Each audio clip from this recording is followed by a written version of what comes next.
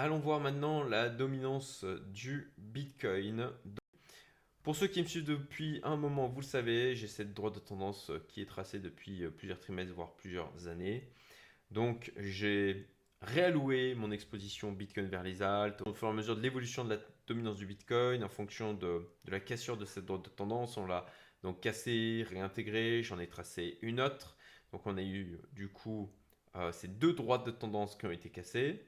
On est revenu là sur une zone de support des 60% de dominance du Bitcoin. On est revenu la tester et pour l'instant, ma foi, on a un rebond de la dominance du Bitcoin qui reste plutôt timide. On va voir un petit peu ce que ça va donner pour ma part, donc je l'évoquerai plus tard. Je suis bien sûr exposé en partie sur les alts, mais ce n'est pas la majorité de mon exposition. La majorité de mon exposition reste encore aujourd'hui sur le Bitcoin, mais ça, je le détaillerai un peu plus loin dans cette vidéo. Donc voilà, zone de support des 60% là qui est quand même assez importante.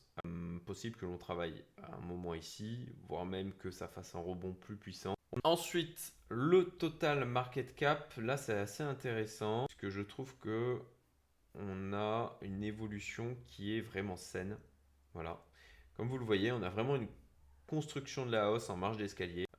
On est très loin de la phase, de l'aspect parabolique qu'on a eu là, de mars 2020 à mai 2021, où là ça montait, montait, montait quasiment sans interruption.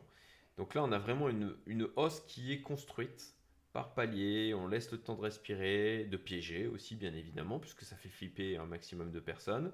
Ça les fait sortir. Donc, on a une hausse comme ça qui est bien construite. Donc, côté total market cap, on est sur un nouvel ATH.